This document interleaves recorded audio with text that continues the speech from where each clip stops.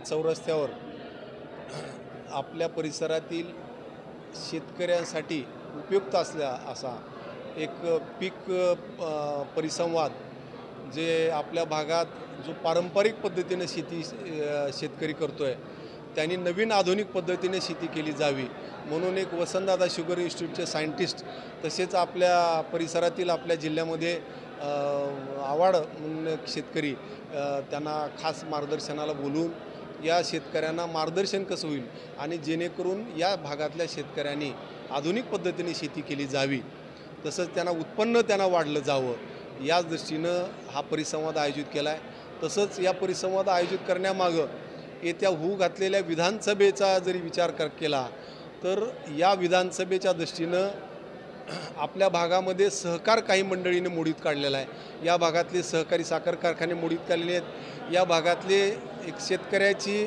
आर्थिक संजीवनी असलेली आर्थिक रक्तवाहिनी असलेली जिल्हा मध्यवर्ती सहकारी बँक ही सुद्धा आजारी आहे। ती कुठल्याही शेतकऱ्याला आज कर्ज उपलब्ध करून देत नाही। तसंच या भागातल्या सूतगिरण्या ह्या सुद्धा बंद आहेत। या भागातले सहकार्याच्या माध्यमातून चालवले जाणारे सगळे उद्योग हे बंद आहेत। या भागातलं सहकारी दूध संघ तो बंद आहे आणि त्याची जागासुद्धा विकून टाकलेली आहे। हे महापाप कुणी केलं असेल तर या भागातल्या प्रस्थापित पुढाऱ्यांनी केलेलं आहे बांधवांनो। आणि म्हणून रूपामाताच्या माध्यमातून चालवलेला सहकार हा नफ्यात चालतोय आणि या प्रस्थापित पुढाऱ्यांनी जर चालवलेला सहकार हा तोट्यात चालतोय दिवाळखोरीत निघतोय।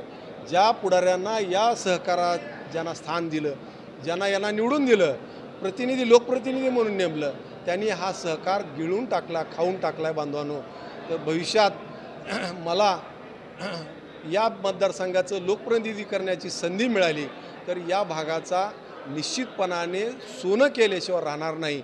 या भागातल्या शेतकऱ्यांना मोठ्या प्रमाणात रोजगार तयार करून देईन। या भागातला सहकार जो बंद पडला आहे तो या सहकाराचं पुनर्जीवन निश्चितपणानं करेल। या भागातल्या सहकाराच्या माध्यमातून जे उद्योगधंदे बंद पडले तेही उद्योगधंदे पुन्हा चालू केले जातील आणि या भागातल्या शेतकऱ्यांना मोठ्या प्रमाणात रोजगार याच भागात तयार करून दिला जाईल। या भागातल्या शेतकऱ्यांचं उत्पादन कसे पर मानसी उत्पादन कसं वाढेल या दृष्टीने मी निश्चितपणे प्रयत्न करेन।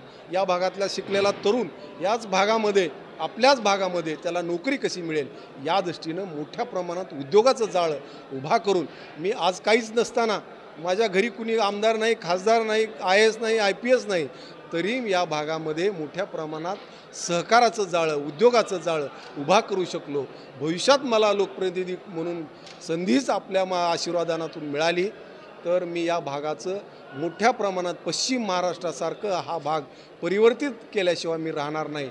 या प्रसंगी आपल्याला एवढा शब्द देतो आणि थांबतो।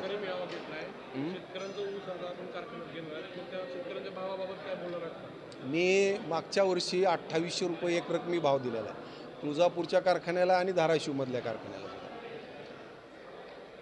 तसंच मला भविष्यात किती भाव देता येईल मला आज सांगता येणार नाही पण निश्चितपणानं योग्य भाव वेळेवर त्यांना पैसे आणि कुठल्याही वजन काट्यामध्ये कुठली गडबड न करता त्यांचा वेळेवर कसा ऊस नेता येईल या दृष्टीने मी प्रामाणिकपणे प्रयत्न करतो। मला आज हे प्रस्थापित कोण आहेत हे आपल्यालाही माहीत आहे जनतेलाही माहीत आहे पण मी आज ते नावं आपल्यासमोर व्यक्त करणार नाही।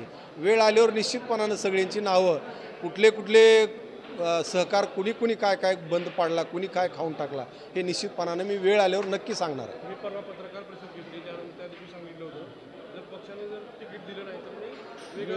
हो निश्चितपणाने मी प्रयत्न करतोय सध्या पक्षांची संपर्क करतोय आणि पक्ष मला बोलूनच याचा निश्चितपणाने उमेदवार निश्चित करेल असं मला खात्री आहे। का मी अगदी माझ्या जन्मलेल्यापासून या राष्ट्रीय स्वयंसेवक संघ विश्व हिंदू परिषद बजरंग दल मी या बजरंग दलाचा जिल्हा प्रमुख म्हणून 95-96ला काम केलं विश्व हिंदू परिषदेमध्ये काम केलं आहे आणि राष्ट्रीय स्वयंसेवक संघाचा द्वितीय वर्ष शिक्षित आहे मी।